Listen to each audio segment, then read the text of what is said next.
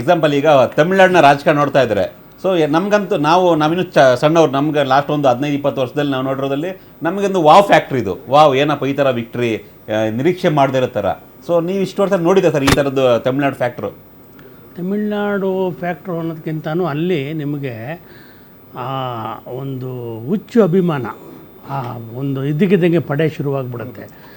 8 ತಿಂಗಳಲ್ಲಿ ಒಂದು ಪಕ್ಷವನ್ನು ಕಟ್ಟಿ ಅಧಿಕಾರಕ್ಕೆ ತಂದ ನಿದರ್ಶನ ಎನ್ ಟಿ ರಾಮರಾವ್ದು.